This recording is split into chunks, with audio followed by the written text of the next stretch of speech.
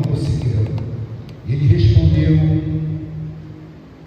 eu te suplico, pai Abraão, para que Lázaro vá à casa do meu pai, pois tenho 5 irmãos.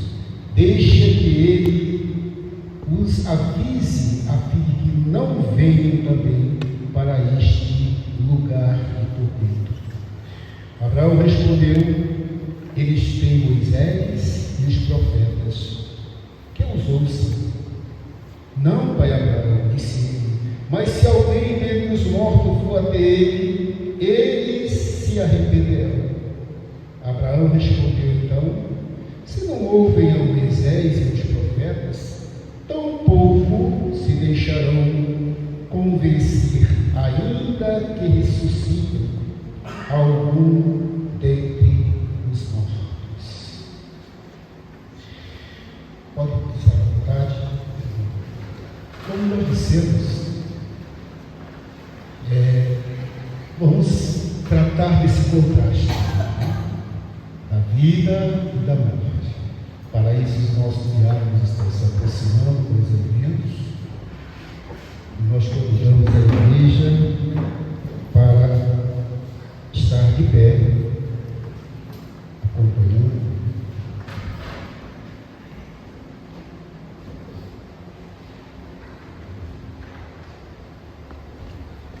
Senhor Deus, temos em nossas mãos o pão partido que representa o teu corpo, moído e lacerado por nós. Não merecemos, mas o teu amor. Aprove o teu amor de cumprir essa sentença que era nossa, para que tivéssemos vida eterna. Muito obrigado, Deus, nós te glorificamos e apresentamos a Ti este elemento em nome do Pai, do Filho e do Espírito Santo. Da mesma forma, Senhor, te apresentamos esse fruto da vida, que nesta noite, Senhor, estará representando para nós o teu sangue precioso que tu derramaste naquela cruz do Calvário para a remissão dos nossos pecados. Por isso, neste momento, nós consagramos esse elemento a Ti, em nome do Pai, do Filho e do Espírito Santo.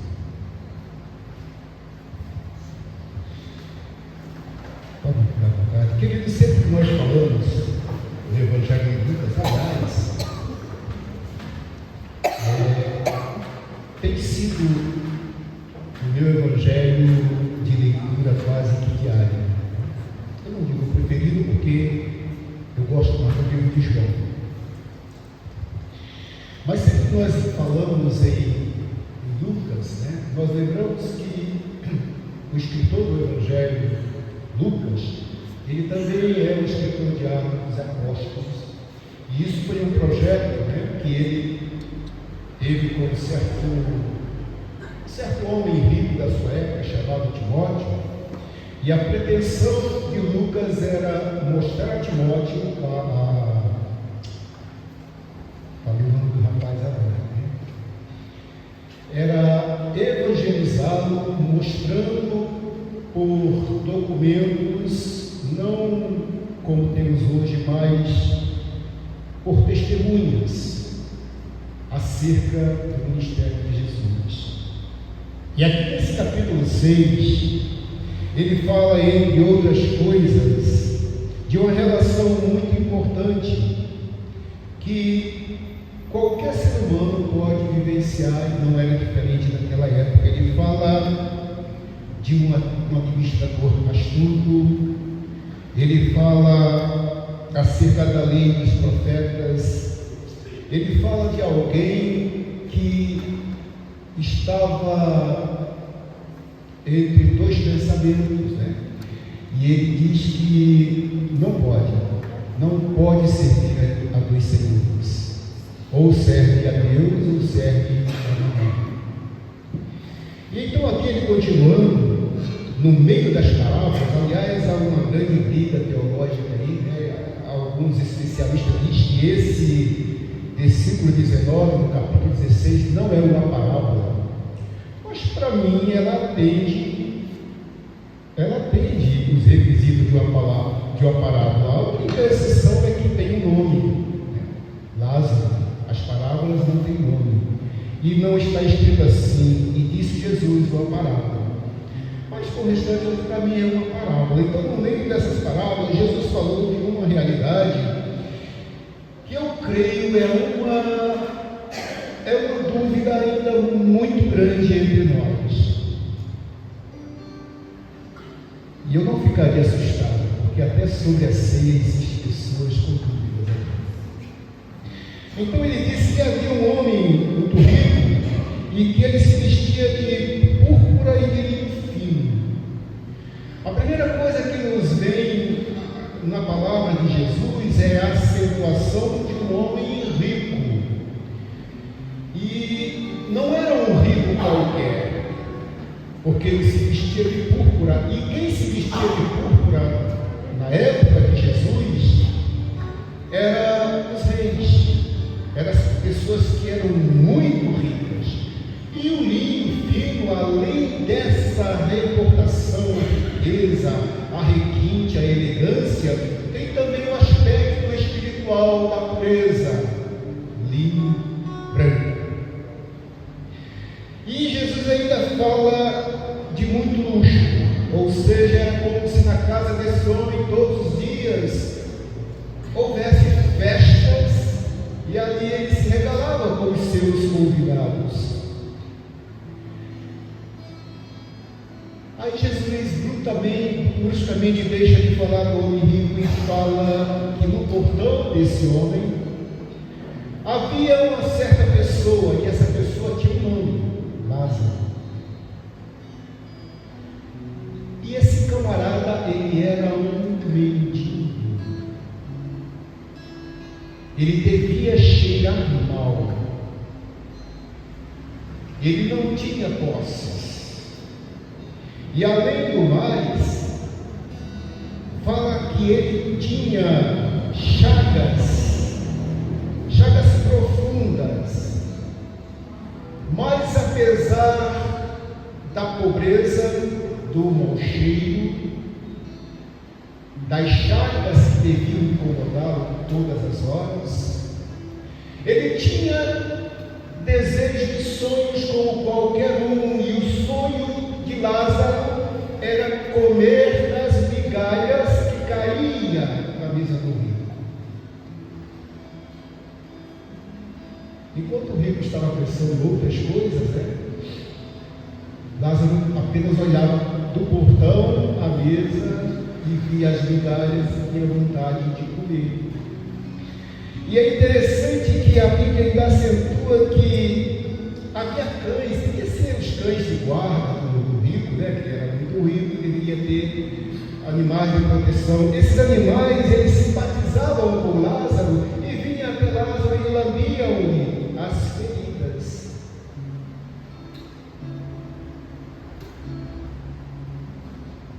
Aí então, aqui no verso 12, Lucas diz que chegou o dia em que o mendigo morreu. Lázaro morreu. Lázaro passou. E ele foi levado para junto de Abraão pelos anjos. E na sequência ele diz que também o rico morreu, mas diferente de Lázaro, que foi levado pelos anjos ao seio de Abraão, ele foi sepultado. Eu imagino que na morte de Lázaro ninguém percebeu que aquele mendigo deixava de estar ali naquele portão. Mas no sepultamento do homem rico, que se vestia de púrpura e de linho fino, é possível que deve ter havido uma grande procissão para sepultá-lo, porque ele era importante. E é interessante a gente notar uma coisa que no mundo de Jesus, nesse século I aqui, aliás, a história dos judeus, elas são sempre atualizadas, mas o seu cerne é sempre um. E tinha-se um pensamento de que quem era abastado, quem se vestia bem, quem usava os bons perfumes, era abençoado por Deus. E quem era pobre era um miserável que não era abençoado por Deus. E no caso de Lázaro ainda havia um agravante. Lá na lei em Levítico diz que quem tivesse chagas e feridas era considerado impuro e não poderia entrar na adoração. Mas aqui nós vemos o Lázaro, sem muita conversa, sem muita remonta, ele vai direto para o seio de Abraão. E a palavra diz que Abraão o consolava. Porém, o rico sepultado, embora os seus vestidos escarlates, o seu linho puro, ele agora estava numa situação, irmãos, às vezes nós precisamos entender a Bíblia do jeito que ela é, nos seus princípios. Eu tenho uma grande dificuldade de entender alguma coisa que alguém fala por suposição, sem que esteja na Bíblia. E esse texto tem princípios que de fato nos alegra muito para celebrarmos esse pão e esse vinho, pois tem princípios eternos e um deles é que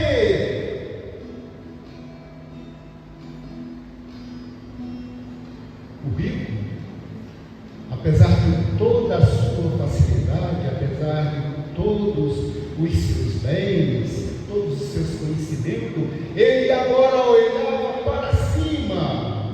Lembra dessa aplicação? Subir para Jerusalém, descer para Jericó, descer para o Egito, e ele olha e vê de longe Abraão e Lázaro. Abraão confortando o coração de Lázaro, e Lázaro deveria estar com um sorriso de orelha a orelha. É claro que aqui nós estamos falando de coisas espirituais. E ele diz para Abraão, é interessante a arrogância do indivíduo, porque mesmo estando em sofrimento, mesmo estando precisando que uma gota de água fosse colocada na língua, ele nem se dirige para Lázaro, porque Lázaro é um mendigo que ficava no seu portão, era um mendigo indesejado, e ele olha e diz, Abraão, manda que Lázaro molhe o dedo e coloque na minha língua. Nem humildade para dizer para o próprio Lázaro. E aqui, irmãos, nós vemos uma representação perigosa, que é a representação religiosa. Quem é Abraão? Ora, qualquer judeu é uma briga se falar mal de Abraão e de Davi, porque são os dois grandes patriarcas da história.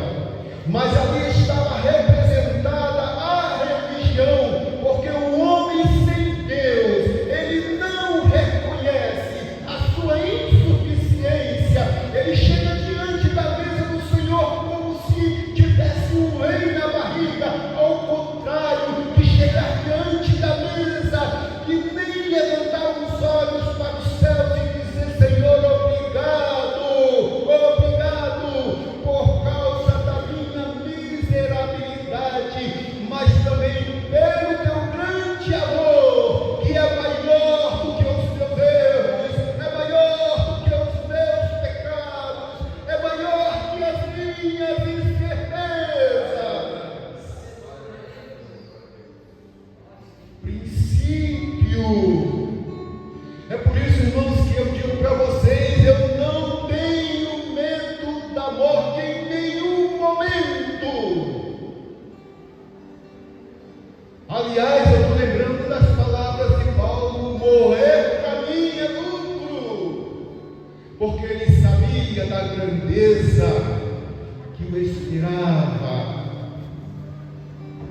Tem uma conversa aí, irmãos, de testemunha de Jeová e de adventista, que tem um sono da alma e que é uma confusão danada, mas não, eu tenho a certeza, Carol, eu tenho a certeza de que se eu cair hoje, um fulminante me pegar, daqui a 30 segundos, num piscar de olhos, eu vou estar com o meu mestre. Não me pergunte como, mas eu estarei com o meu mestre.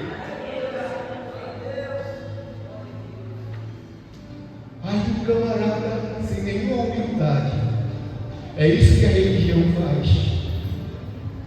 Eu posso tomar, ele não pode. Eu posso fazer, ele não pode. Eu sou menino dos olhos de Deus, ele não é. É isso que a religião faz, manda, o texto diz assim, e o do grego é assim mesmo, manda que ele molhe a minha língua. Aí é tipo, não pode. Não pode, porque entre nós e ti há um grande abismo, e quem está aqui não. É interessante que ele viu Lázaro, mas Lázaro nem deu conta dele. Isso quer dizer, irmãos, que no céu nós seremos pessoas com identidade. Eu saberei que é a Carol, eu saberei que é o João, que é o Felipe, que é o pastor ouvindo, porque se não fosse assim, seríamos máquinas reprogramadas. Não, no céu nós teremos essa habilidade. É por isso que eu tenho muito cuidado no trato com os meus irmãos, pois é esses que vai estar comigo, é esses que eu vou estar olhando e glorificando o nome de Deus.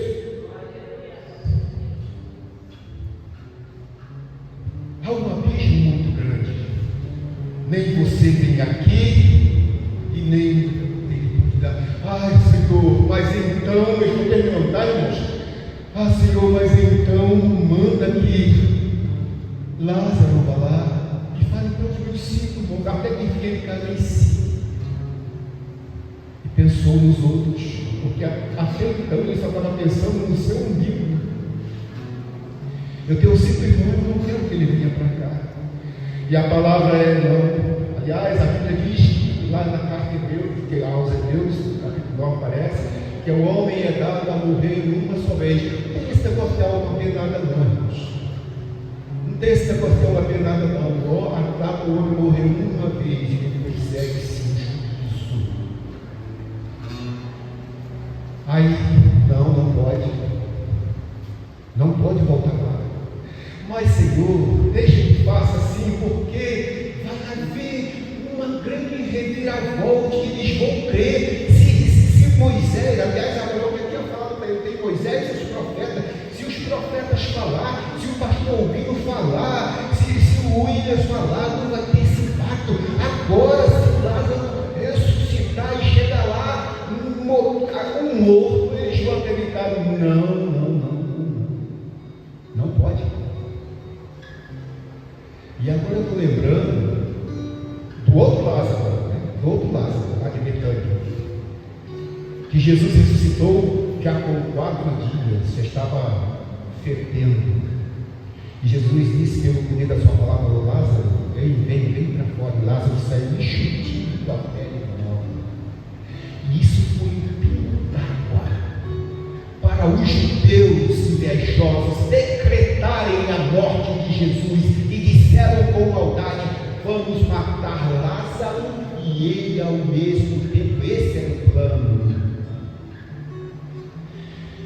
Então, queridos, a nossa petulância, a nossa arrogância, o nosso faz de conta. Vocês estão pensando que Deus está incomodado com isso?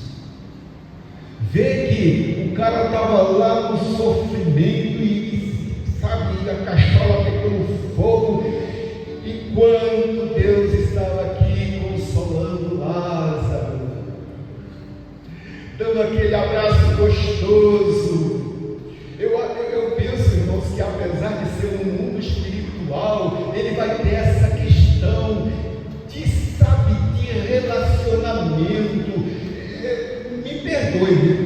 louro ou albino, mas eu creio que até o cheiro bom vai estar entranhado naqueles que serão salvos. A consolação será completa.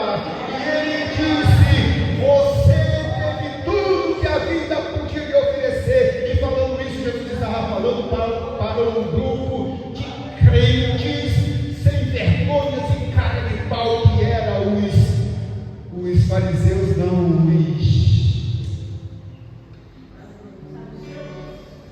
pastor Guinaldo da classe, era fariseus e saduceus, porque eles se vestiam bem. Os fariseus não, os fariseus eram hipócritas também, mas eles andavam na rua normalmente, eles não tinham muito esse negócio. Já os saduceus não, os saduceus eles andavam regalados, bem vestidos, de vinho, e tinha muita eficácia na sua fala, muito refinado. Era para esses que Jesus estava falando, porque eles não criam na ressurreição. E Jesus disse: olha, vocês estão vivendo de forma que vamos viver agora e tudo acabou, mas eu digo para vocês, isso aqui é princípio, isso é princípio bíblico, não aconteceu de fato, é uma parábola, mas é um princípio bíblico que diz que se fecharmos os olhos em comunhão com Deus Todo-Poderoso, Ele estará à nossa espera para nos consolar. É claro que nós vamos esperar o dia da grande ceia com todos juntos, mas enquanto isso, o meu mestre conversará, olhará nos meus olhos e eu vou poder sentir o cheiro gostoso do seu sacrifício pela minha vida. É por isso que você tem que chegar diante dessa mesa com ousadia. Você tem que chegar diante dessa mesa dizendo assim: não tem pirim-pim-pim, não tem mágica. Vinho é vinho, pão é pão, mas representa o corpo do nosso mestre. Por isso nós temos que, como diz a carta aos Hebreus, entrar nos santos dos santos com ousadia, participando do que é o corpo e o sangue do nosso Senhor. A vida que Ele é, agora também é nossa pelo seu sacrifício. Os diáconos podem estar servindo. Seja feliz, irmãos, participando da mesa do Senhor. Seja feliz participando, seja grato a Deus. Não esqueça de dizer: obrigado, meu Deus. Obrigado, meu Senhor.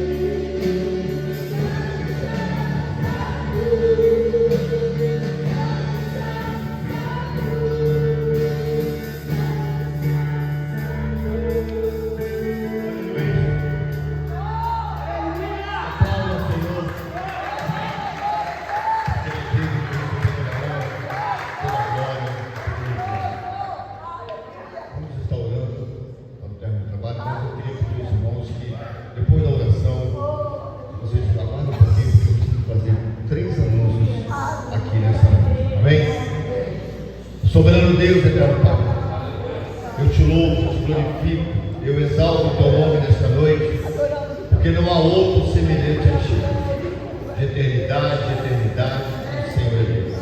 Pai querido, nós entregamos esta igreja, entregamos a todos os nossos amigos e vizinhos dessa localidade, aqueles nossos irmãos que não puderam estar conosco nesta noite, que da mesma forma seja alcançado pela tua graça, pela tua misericórdia.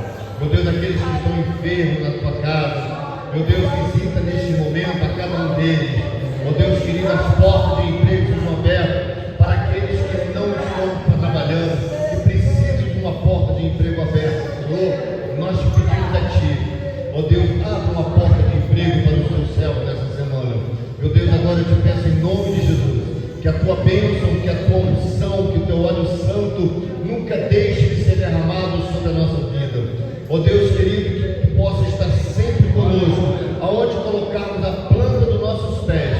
Senhor, que tu esteja junto de nós, não nos desampare, não nos deixe só, Senhor, porque sem a tua presença nós não somos nada nesta terra. Meu Pai, em nome de Jesus, abençoa as famílias, abençoa, Senhor, a nossa nação brasileira, que estamos passando por um momento muito difícil e complicado demais, mas nós temos um Deus que tem o domínio e o controle de toda a situação.